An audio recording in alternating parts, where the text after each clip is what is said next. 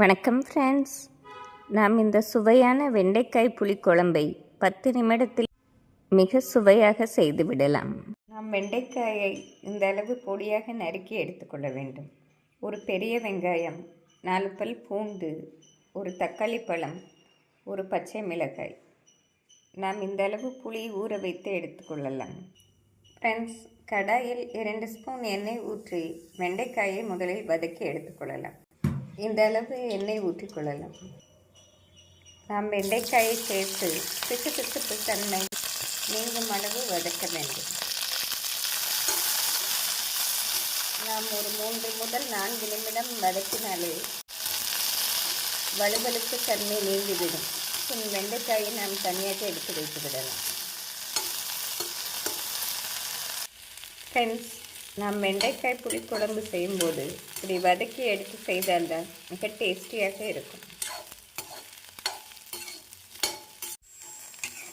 நாம் இந்த அளவு வதங்கி வரவும் எடுத்து விடலாம்.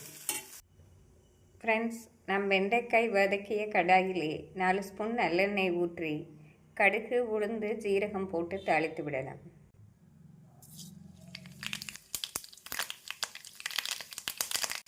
நாம் வெங்காயம் சேர்த்து விடலாம். நாம் நறுக்கிய பூண்டையும் சேர்த்து விடலாம். இதனுடன் நாம் கறிவேப்பிலை, பச்சை மிளகாயும் போட்டு விடலாம்.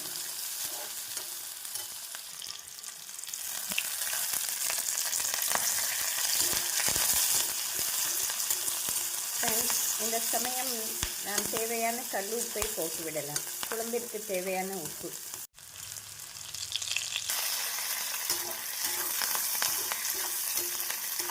வெங்காயம் நன்றாக வதங்கவும் நாம் நறுக்கிய தக்காளி பழத்தை சேர்த்து விடலாம். நாம் இப்போது தக்காளியை சேர்த்து விடலாம்.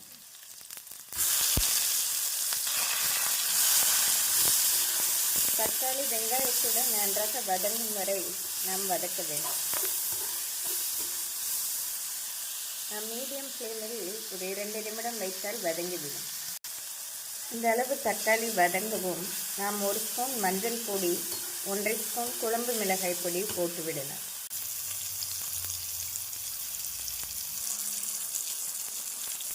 ஃப்ரெண்ட்ஸ், மசால் பொடி போட்ட பின் நாம் 1 ஸ்பூன் மல்லிப்பொடி சேர்த்து விடலாம்.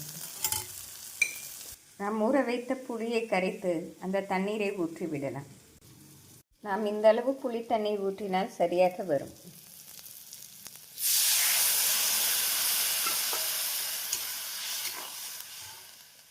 இதனுடன் 1/2 டம்ளர் நாம் தண்ணீரும் சேர்த்து விடலாம்.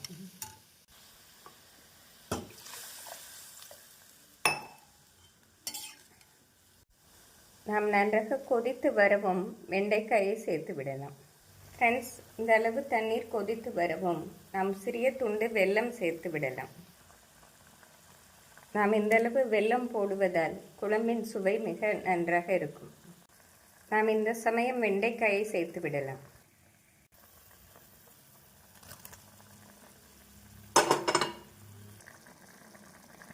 வெண்டைக்காய் சேர்த்து நன்றாக கொதித்து வரவும் நாம் மிதமான தீயில் ஒரு 5 நிமிடம் வைத்து விடலாம். ஃப்ரெண்ட்ஸ், குழம்பு எண்ணெய் பிரிந்து அருமையாக ரெடியாகிவிட்டது. நாம் விருப்பப்பட்டால் தேங்காய் அரைத்து சேர்த்து கொள்ளலாம். இப்படியே சாப்பிட்டாலும் மிக டேஸ்டியாகவே இருக்கும். ஃப்ரெண்ட்ஸ், அருமையான சுவையில் வெண்டைக்காய் புளிக்குழம்பு ரெடி. இதை நாம் சாதத்துடன் சாப்பிடும்போது மிக டேஸ்டியாக இருக்கும். இதற்கு சைட் டிஷ்ஷாக வெறும் அப்பளம் வைத்து சாப்பிட்டாலே அட்டகாசமாக இருக்கும். இந்த டேஸ்டியான புளிக்குழம்பு குழந்தைகளுக்கும் பிடித்த மாதிரியே இருக்கும். Thank you friends.